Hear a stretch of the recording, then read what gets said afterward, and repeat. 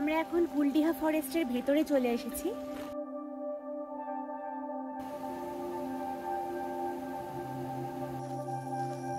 ছোট্ট একটা ছুটিতে একই সাথে ঘুরে নেওয়া সবুজ পাহাড়, ঘন জঙ্গল, ঝর্ণা আর মন্দির।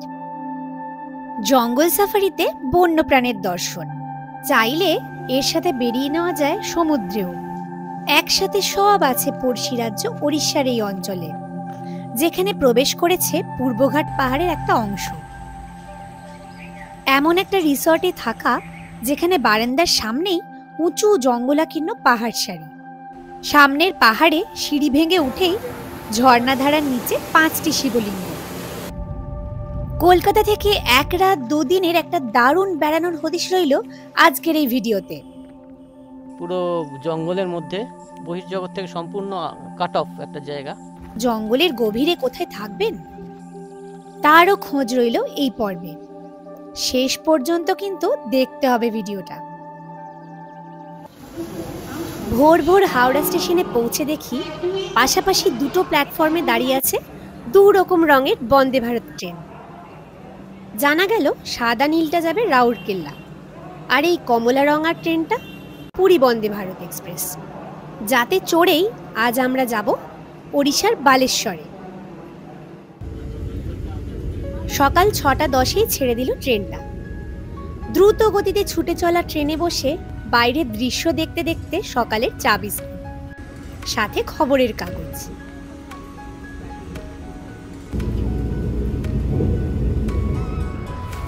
তারপরেই এলো ব্রেকফাস্ট। খাবারের বর্ণনায় আর গেলাম না, কারণ ট্রেনে দেওয়া খাবার এখন আর তেমন সুখকর লাগে না। খড়গপুর পেরিয়ে দেখতে দেখতে সকাল 9টা নাগাদ পৌঁছে গেলাম বালেশ্বরে।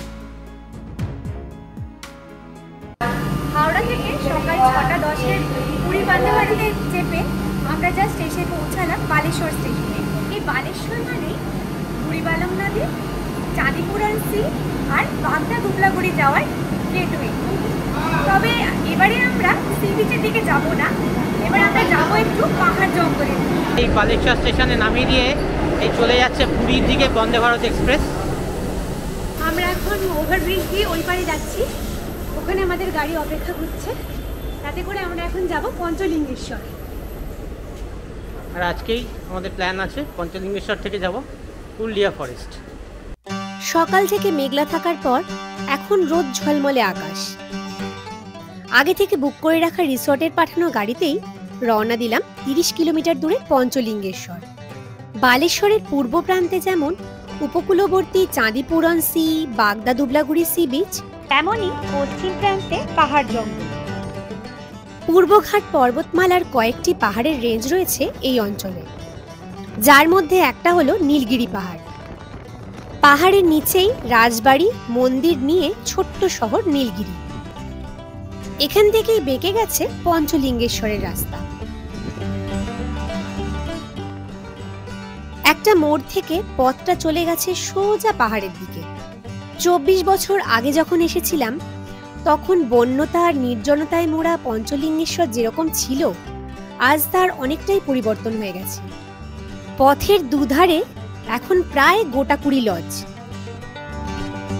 আমাদের বুকিং মূল পাহাড়ের 1 কিলোমিটার আগেই সাই ঈশ্বরী হিল ভিউ রিসর্টে। পৌঁছে গেলাম 1 ঘন্টারও কম সময়ে।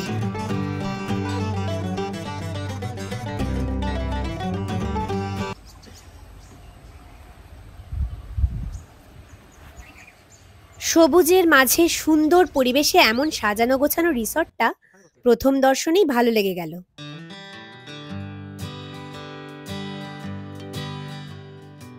ভিতরে রয়েছে একটা মন্দির। ওড়িশার সংস্কৃতির সাথে সামঞ্জস্য রেখে সাজানো রংচঙে রিসর্টটা।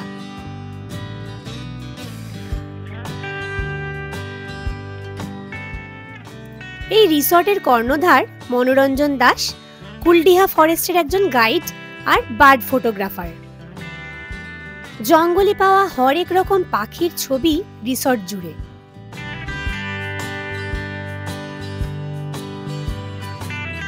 বালাসোরে নেমে আমরা এখন চলে এসেছি পঞ্চলিঙ্গেশ্বরের সায়েশ্বরী হিল ভিউ রিসর্টে। পিছনেই দেখা যাচ্ছে এই পঞ্চলিঙ্গেশ্বরের পাহাড়টা, এই পাহাড়ের মাথাতে মন্দিরটা। বিভিন্ন রুম দেখে শুনে আমরা বেছে নিলাম 3 তলা একটা এসি কটেজ রুম।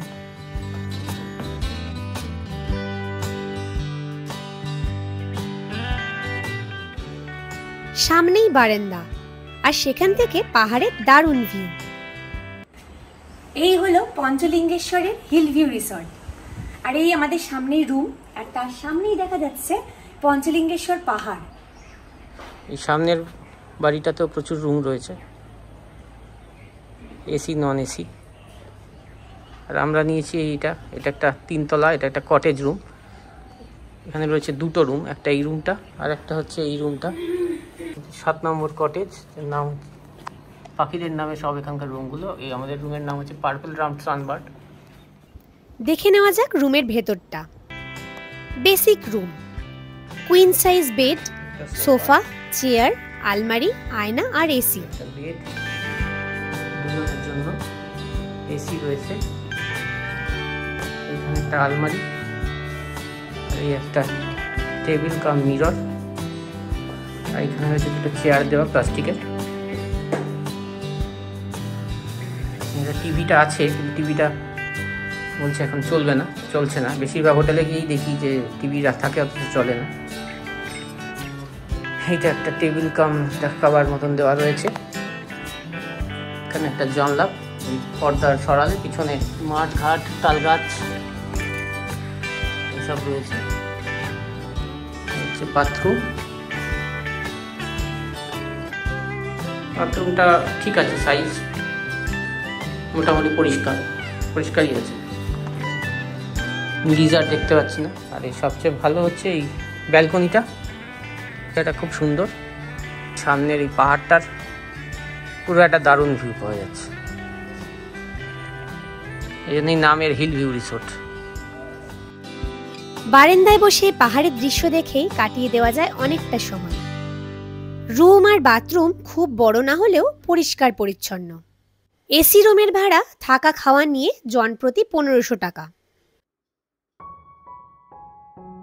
সামনের ওই জঙ্গলাকীর্ণ পাহাড়েই মহাদেবের স্থান পঞ্চলিঙ্গেশ্বর, যেখানেও আমরা যাব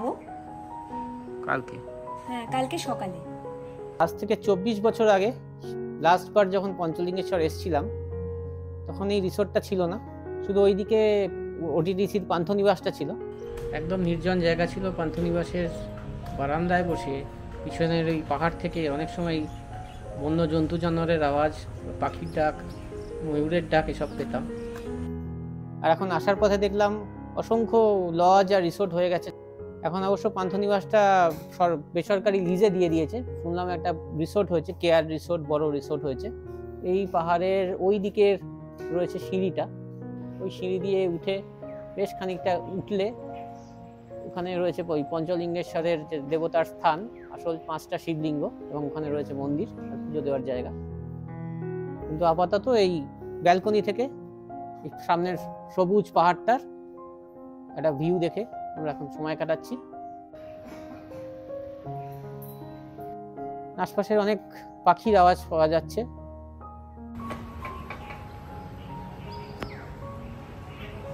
এই রিসর্টটা খুব সুন্দর করে সাজানো, চারদিকে রয়েছে প্রচুর গাছপালা, একেবারে গ্রিনারি। কখনো একটু ক্লামজি লাগতে পারে রিসর্টের সাজসজ্জা, তবে এমন একটা গ্রাম্য পাহাড়ি পরিবেশে আশেপাশের সবুজ প্রকৃতি আর পাহাড়ের রূপ দেখে ভালোই লাগে।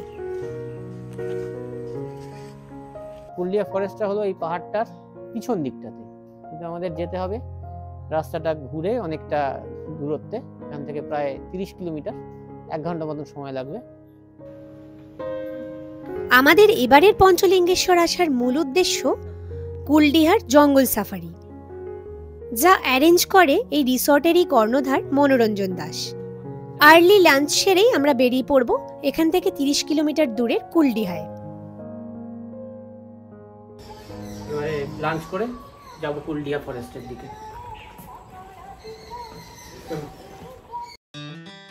কিছুটা বিশ্রাম আর তারপর স্নান সেরেই রেডি হয়ে চললাম নিচের রিসেপশন লাগোয়া ডাইনিং হলে। খাবার জায়গাটাও পাখির ছবি, জঙ্গল সংক্রান্ত নানান তথ্যে সাজানো। লাঞ্চে ছিল ফিশ থালি, রান্না ভালোই। তারপর গাড়িতে চড়ে বেরিয়ে পড়া কুলডিহার পথে, সেই একই পথে নীলগিরি অবধি পৌঁছানো। নীলগিরি পাহাড়ের নিচেই রয়েছে অনেক প্রাচীন রাজবাড়ি আর জগন্নাথ মন্দির। এই নীলগিরি পাহাড়েই একসময় মিসাইল উৎক্ষেপণ কেন্দ্র করার কথা ভাবা হয়েছিল। তারপর বাঁদিকে চলে গেছে আমাদের গন্তব্যের রাস্তা। পঞ্চলিঙ্গেশ্বর থেকে 30 কিলোমিটার দূরত্বে কুলডিহার এন্ট্রি গেট। পথের পাশে নীলাকাশ, সবুজ পাহাড়, জঙ্গল আর হলুদ ধান ক্ষেত নিয়ে প্রকৃতির কি সুন্দর একটা কোলাজ। পৌঁছে গেলাম জঙ্গলের প্রবেশদ্বারে। এই হলো কুলডিহা ফরেস্টের এন্ট্রি গেট, আর এখান থেকে পারমিশন নিয়ে ভেতর থেকে আমাদেরকে ভেতর ঢুকতে হবে। এখান থেকে স্যাংচুয়ারিতে প্রবেশের অনুমতি নিতে হয়। জনপ্রতি ফি 40 টাকা, গাড়ির জন্য 100 টাকা, আর ক্যামেরার চার্জ 50 টাকা। ঢুকে পড়লাম জঙ্গলে। শুরু হলো আমাদের জঙ্গল সাফারি। বর্ষার পর প্রতি বছরের মতো এবছরও স্যাংচুয়ারি খুলেছে 1 নভেম্বর, অর্থাৎ ঠিক একদিন আগে। তাই কিছুটা অব্যবস্থার মধ্যেই পড়তে হলো এন্ট্রি ফর্মালিটি মেটাতে। জঙ্গলের মাঝে এখানে তৈরি হয়েছে ওড়িশা ইকো ট্যুরিজমের নেচার ক্যাম্প।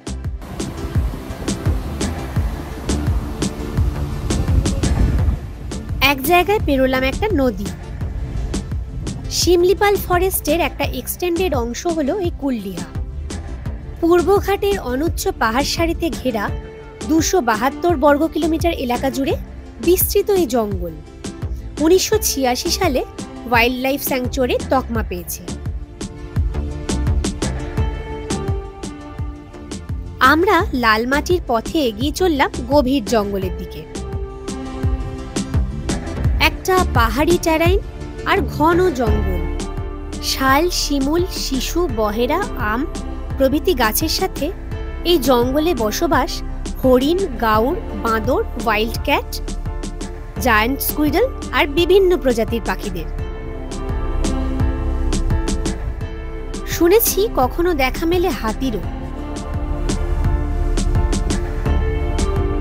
আমরা এখন ঢুকে পড়েছি কুলডিহা ফরেস্টে।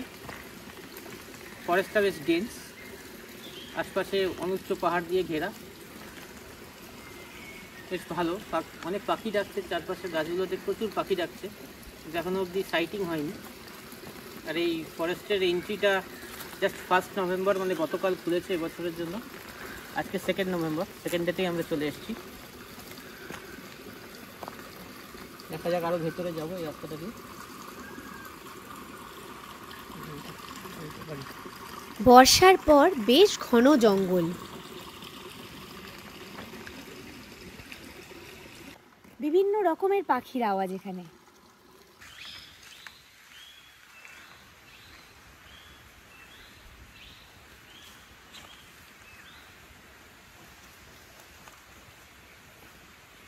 জঙ্গলে ঢোকা থেকেই শুনতে পাচ্ছি হরেক রকম পাখির ডাক।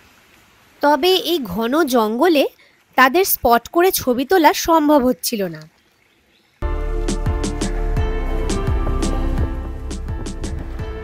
জঙ্গলের ফাঁকেই দেখা মিলল হরিণে। এখানে বলে রাখি, অন্যান্য স্যাংচুয়ারির মতো এই কুলডিহায় জঙ্গল সাফারির জন্য কিন্তু আলাদা গাড়ি নেই। বাইরে থেকে ভাড়া করা কিংবা নিজের গাড়ি নিয়েই প্রবেশ করা যায় জঙ্গল সাফারিতে। গ্রাউন্ড ক্লিয়ারেন্সের কোনো সমস্যাও চোখে পড়ল না জঙ্গলের ভিতরে। পৌঁছলাম জঙ্গলের অন্দরে এখানকার ফরেস্ট রেস্ট হাউসে। যদিও এখানে স্পেশাল পারমিশন ছাড়া কাউকে থাকতে দেওয়া হয় না।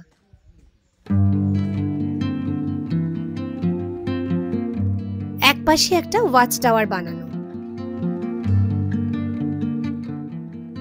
এক প্রান্তে একটা ছোট্ট সল্ট পিচ নুন চাটতে কখনো, বিশেষ করে বিকেলের দিকে নাকি চলে আসে হরিণ, কখনো কখনো হাতিও। তবে এই সময় এদেরকে এক্সপেক্ট করা এখানে না করাই ভালো। একটা শিশু গাছের ডালে চোখে পড়ল কুলডিহার বিশেষ আকর্ষণ ইন্ডিয়ান জায়ান্ট স্কুইরেল। বেশ খানিকটা উপরে, ডালের উপর শুয়ে আছে।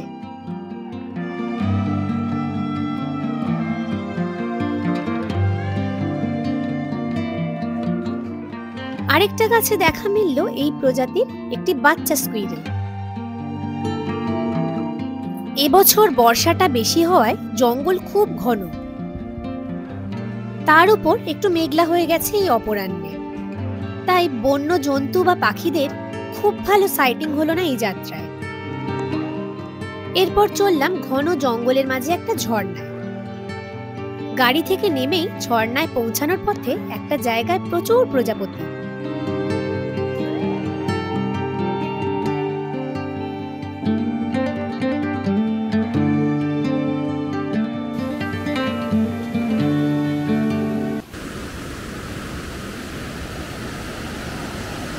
পাহাড়ি নদীতে সৃষ্টি হয়েছে একটা সুন্দর ঝর্ণা, পাথরের মধ্যে দিয়ে বয়ে চলে গেছে জঙ্গলের ভিতরে। প্রচন্ড শব্দে বয়ে চলেছে এই ঝর্ণাটা, এই ওপর থেকে একেবারে নিচে প্রবল গতিতে এটা ধেয়ে চলেছে।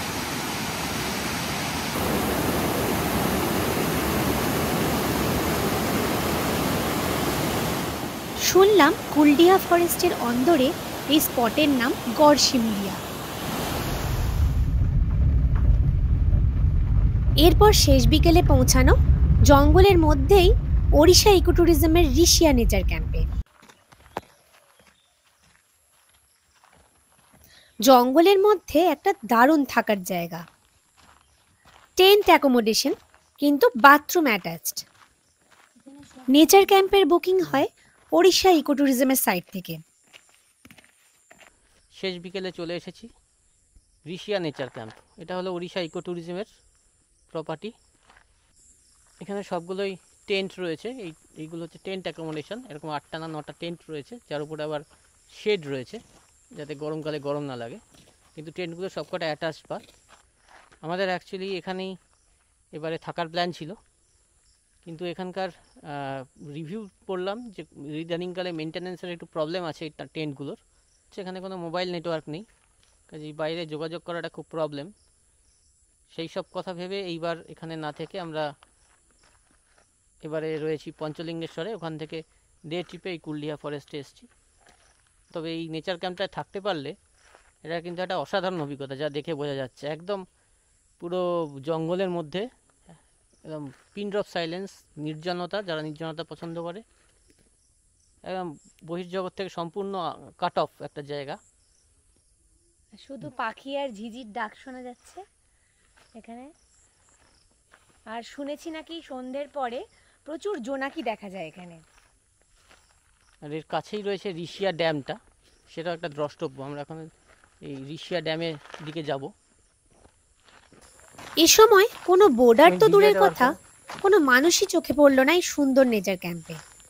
তবে সব সমস্যা উপেক্ষা করে যদি এখানে একটা রাত থাকা যায়, তবে সে যে হবে এক অসাধারণ অভিজ্ঞতা, তা বিলক্ষণ বুঝলাম। নেটওয়ার্ক আছে। এরপর জঙ্গল থেকে বেরিয়ে কিছুটা গ্রামের পথে পৌঁছালাম জঙ্গল লাগোয়া ঋষিয়া ড্যামে। শেষ বিকেলে কি সুন্দর আকাশটা।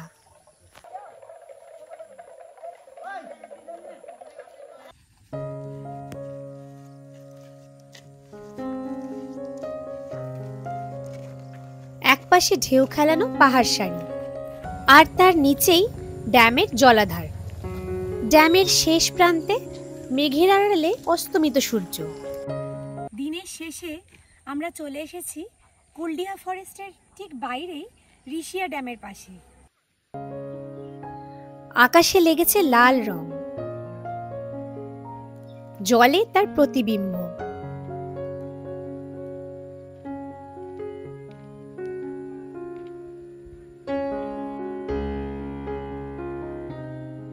একখানি ডিঙি নৌকা ভেসে চলেছে ড্যামের জলে। এখানে সূর্যাস্ত খুব সুন্দর দেখা যায়, কিন্তু আজকে মেঘলা দিন হওয়ায় সূর্যটা ওই মেঘের ফাঁক দিয়ে দেখা যাচ্ছে, আর সূর্যের ছটাটা জলের ওপরে পড়ছে, আর আকাশটার একটা অদ্ভুত রূপ। আর এদিকে ড্যামের জলের ওপর পাহাড়গুলোর রিফ্লেকশন হচ্ছে। এই গোধূলি বেলায় ইশিয়া ড্যামটা অদ্ভুত সুন্দর লাগছে, আর অদ্ভুত সুন্দর একটা আকাশ। এই ড্যামের এক পাশে একটা ছোট্ট গ্রাম মতো আছে।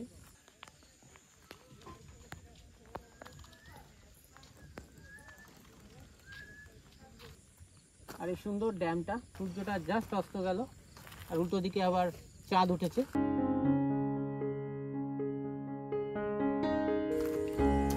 চারদিকটা নিস্তব্ধ, নির্জন। এই বিকেল বেলাটা খুব ভালো লাগছে। গোধূলি বেলায় অপূর্ব লাগছিল এই ঋষিয়া ড্যামের পাশে বসে থাকতে। অনেকটা কোয়ালিটি সময় এখানে কাটিয়ে এবার ফিরে চলা পঞ্চলিঙ্গেশ্বরে আমাদের থাকার আস্তানায়। ফেরার পথে আকাশে পূর্ণিমার চাঁদ।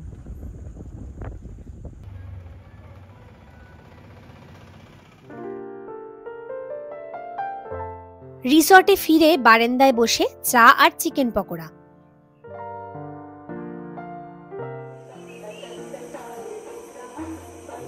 সামনে উঁচু পাহাড়ে দু একটা আলো, বাকিটা নিকষ কালো অন্ধকার। একটু দূর থেকেই ভেসে আসছে ভক্তিমূলক গান কিংবা কীর্তনের সুর, হয়তো কোনো মন্দির বা দোকান থেকে। এক সময়ের নির্জন পাহাড়ি দেবস্থান আজ পরিণত হয়েছে এক তীর্থস্থানে। সন্ধ্যের পর বিভিন্ন রঙিন আলোতে সাজানো রিসর্টটা বেশ লাগছিল। ডিনারে রুটি, আলু ভাজা আর চিকেন।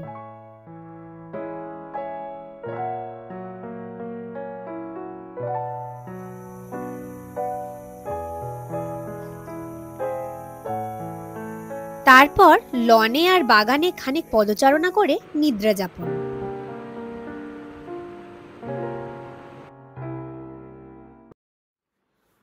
পরদিন সকাল। দরজা খুলেই আলোয় উদ্ভাসিত সবুজ পাহাড়, চারপাশে অনেক পাখির ডাক। চললাম ছাদে। পূর্ব দিক থেকে বেরিয়ে এসেছে সূর্য। আজ আমরা যাব ওই পাহাড়ের উপরে দেবতার স্থানে। তারপর এখান থেকে অনেক দূরে শিমলিপাল ফরেস্টের দেবকুণ্ড, যার ভিডিও রইল পরের পর্বে। অবশ্যই দেখতে হবে সেই পর্বটা আমাদের চ্যানেলে। ভিডিওটি ভালো লাগলে অনুরোধ একটা লাইক ও অনেক শেয়ার করুন। যারা এখনো চ্যানেলটা সাবস্ক্রাইব করেননি তাদের প্রতি অনুরোধ, এরকম আরও ট্রাভেল ভিডিওর জন্য please subscribe to our channel travelling.